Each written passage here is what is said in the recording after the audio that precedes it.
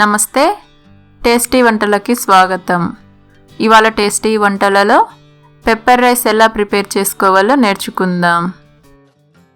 సరే, మరి దీనికి కావాల్సిన పదార్థాలు ఏంటో చూసేద్దామా. 1 కప్ బియ్యం, సుమారు 200 గ్రాముల బియ్యం అండి. బియ్యంను పొడి పొడిగా అన్నం చేసి చల్లారి పెట్టుకోవాలి. 1 స్పూన్ మిరియాలు, 1 స్పూన్ జీలకర్ర,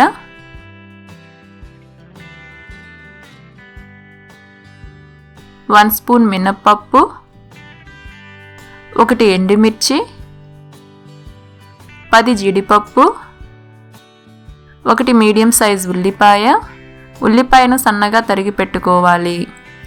సాల్ట్ రుచికి సరిపడా, కరివేపాకు, 1 స్పూన్ నెయ్యి అండ్ 1 స్పూన్ వంట నూనె. ఇప్పుడు పెప్పర్ రైస్ తయారీ విధానం చూద్దాం. పాన్ వేడి చేసి మిరియాలు, జీలకర్ర, ఎండుమిర్చి వేసి స్లో ఫ్లేమ్లో కలుపుతూ వేయించుకోవాలి.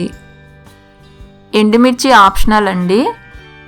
ఈ రైస్లో పెప్పర్తో పాటు ఎండుమిర్చి యాడ్ చేసుకుంటే రైస్ టేస్ట్ చాలా బాగుంటుంది.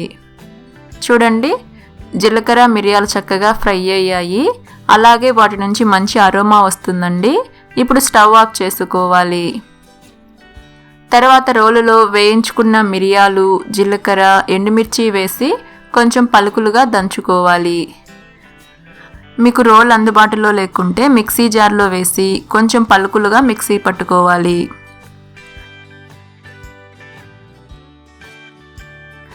చూడండి, ఈ విధంగా కొంచెం పలుకులుగా పౌడర్ చేసి పెట్టుకోండి.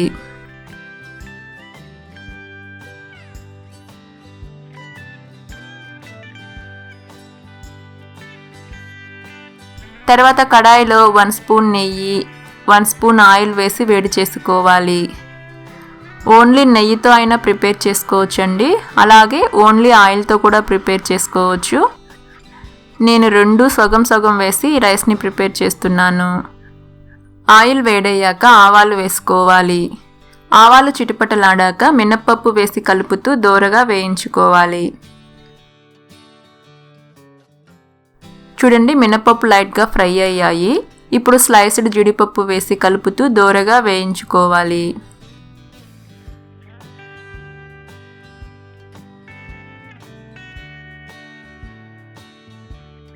చూడండి, జీడిపప్పు కూడా చక్కగా వేగాయి.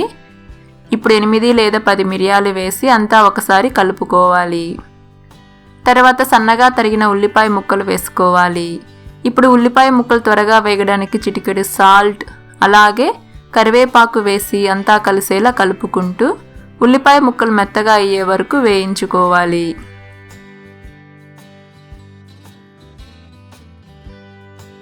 చూడండి, ఉల్లిపాయ ముక్కలు మెత్తగా అయినవి. ఇప్పుడు ముందుగా చల్లారి పెట్టుకున్న అన్నం వేసుకోవాలి.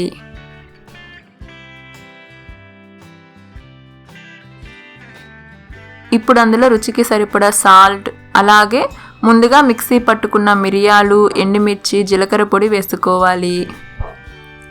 ఇప్పుడు అంతా కలిసేలా బాగా మిక్స్ చేసుకోవాలి. ఈ రైస్ చాలా టేస్టీగా ఉంటుందండి. దీనిని చాలా సింపుల్గా అలాగే ఈజీగా ప్రిపేర్ చేసుకోవచ్చు. ఎప్పుడు వైట్ రైస్, కర్రీసే కాకుండా అప్పుడప్పుడు ఇలా ఫ్లేవర్డ్ రైస్ చేసుకొని తింటే చాలా టేస్టీగా ఉంటాయి. ఈ రైస్ లంచ్ బాక్స్కి బెస్ట్ ఆప్షన్ అండి. చాలా తక్కువ టైంలో ఎంతో టేస్టీగా, ఈజీగా ప్రిపేర్ చేసుకోవచ్చు. చూసారు కదండి, ఎంతో సింపుల్ అండ్ టేస్టీ పెప్పర్ రైస్ని ఎలా ప్రిపేర్ చేసుకున్నామో. మీరు కూడా ఈ రెసిపీని ఒకసారి ట్రై చేసి మీ వాల్యుబుల్ ఫీడ్బ్యాక్ని కింద కమెంట్ బాక్స్లో కమెంట్ చేయండి. Thank you.